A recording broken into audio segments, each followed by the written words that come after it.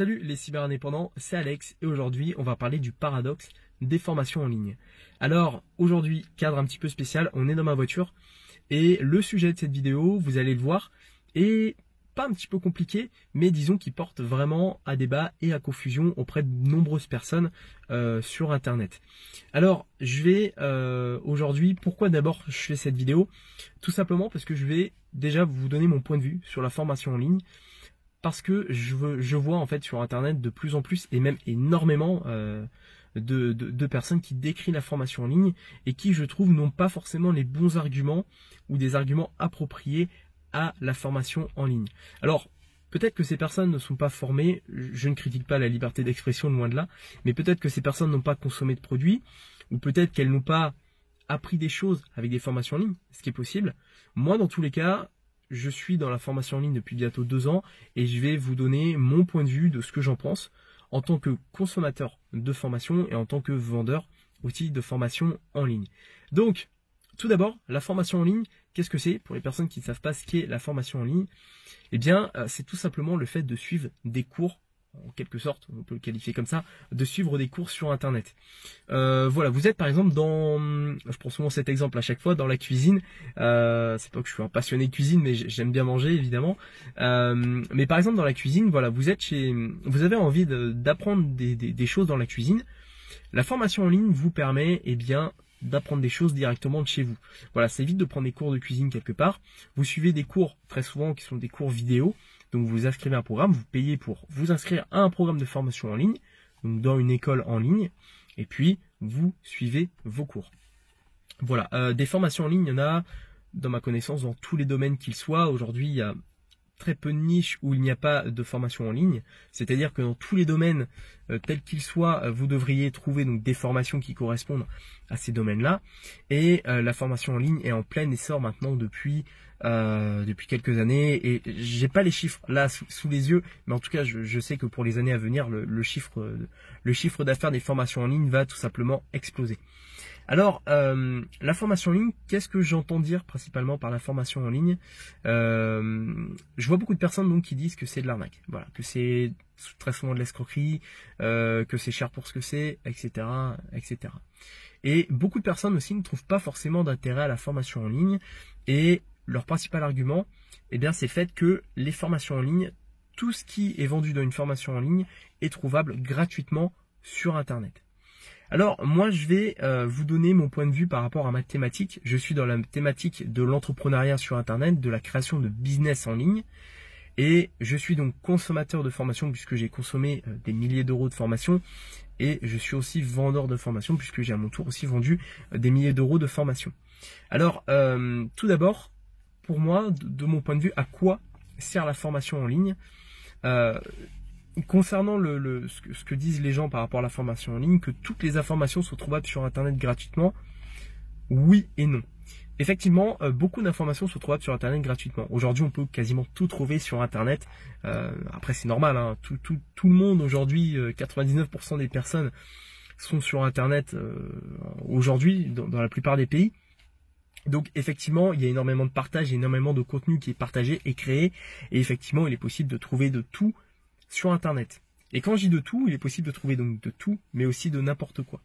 Donc, la plupart des choses qu'on peut trouver sur Internet, il va y avoir des choses qui sont vraies, évidemment, mais il va aussi y avoir des choses qui sont fausses. On le voit aujourd'hui dans l'actualité avec le nombre de fake news qui explose énormément. On entend dire tout un tas de choses, même des conneries, mais incroyables. Et c'est des fake news. Donc oui, on peut trouver de tout sur Internet. Tout le contenu peut être trouvé gratuitement. Par contre, comme tout contenu, il y a du contenu qui est à prendre et d'autres à laisser. Donc, sur cet argument de tout trouver sur Internet, oui, mais sous certaines mesures. Voilà, par exemple, je fais de nombreux tutoriels sur ma chaîne YouTube, comme vous le voyez si vous me suivez régulièrement. Effectivement, ces choses-là sont gratuites, c'est à disposition gratuitement sur Internet, sur YouTube. Par contre, voilà, quelqu'un pourrait se permettre de vendre ce contenu à une communauté payante, mais voilà, le seul problème c'est que ce contenu est trouvable gratuitement sur Internet. Alors, quel est finalement l'avantage de payer pour un contenu payant et pourquoi finalement rejoindre un programme de formation payant? Tout simplement puisque lorsqu'on rejoint un programme de formation payant, et ce qui est mon cas quand je rejoins des programmes de formation, je me rends bien compte de ça, c'est que les informations que je vais avoir, la plupart, soit elles sont trouvables gratuitement, soit je les connais déjà. Parce que je connais bien mathématiques, je commence à bien connaître mathématiques au bout de 2 ans. Donc finalement, sur cet aspect-là, oui, il y a peut-être un aspect, on va dire, voilà, j'apprends pas grand-chose, une partie de pourquoi j'ai payé finalement ne m'apporte pas ou peu d'intérêt. Par contre, et c'est là où c'est intéressant, c'est que dans la formation en ligne, dans le contenu payant, ce qu'on paye en plus, c'est l'expérience de la personne. C'est-à-dire que, et je le vois pour moi, lorsque vous achetez un de mes programmes de formation, effectivement, du contenu à l'intérieur, vous allez pouvoir en trouver gratuitement sur Internet un peu partout. Ça, je suis d'accord. C'est ce que j'ai dit tout à l'heure. Par contre, ce que vous allez avoir en plus, c'est mes processus de travail.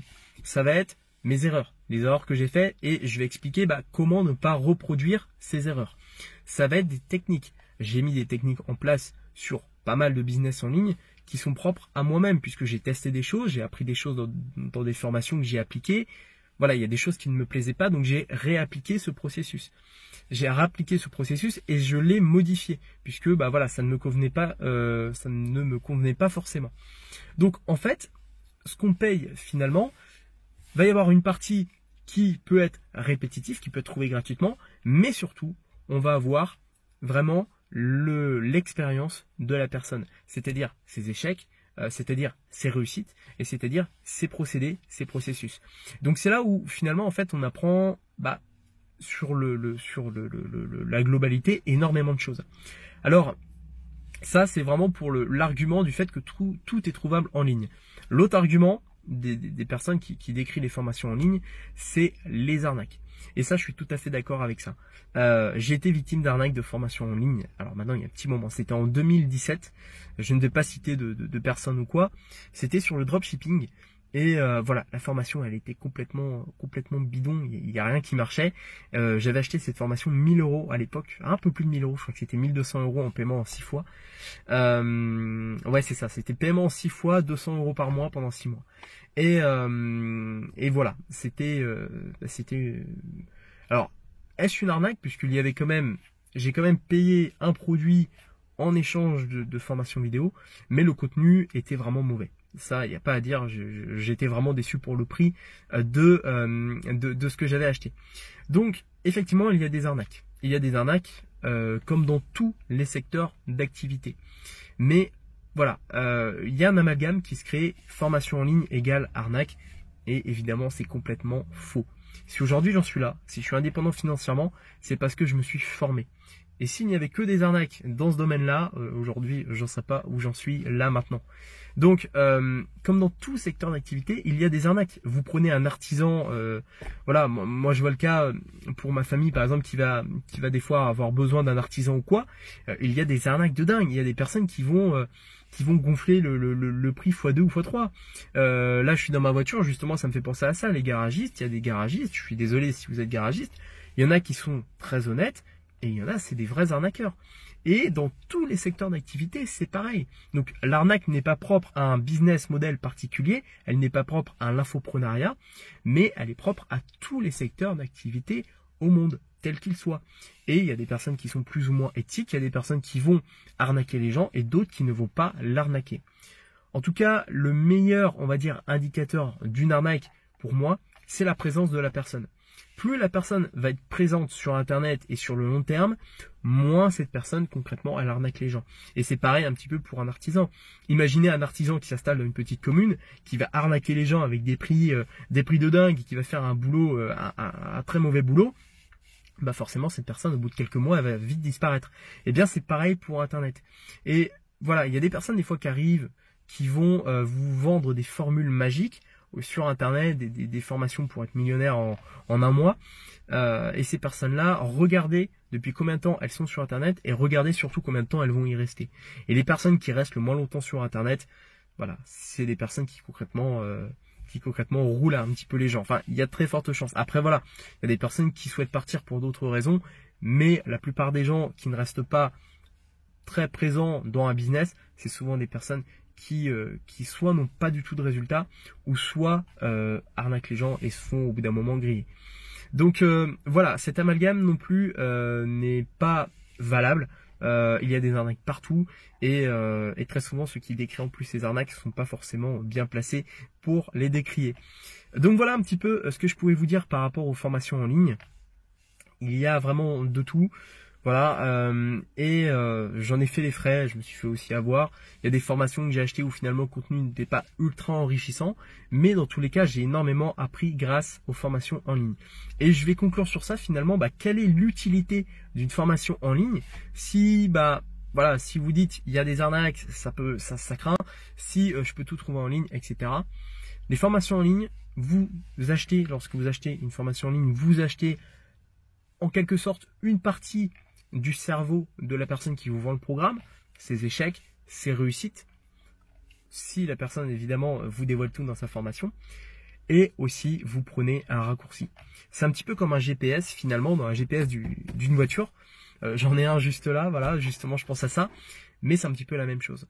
Voilà, si vous passez 6 mois à essayer de recoller les morceaux un petit peu dans tous les sens, en prenant du contenu gratuit un petit peu partout, à essayer de vous former entre guillemets sur le tas, vous allez passer beaucoup de temps et vous allez perdre beaucoup de temps à le faire.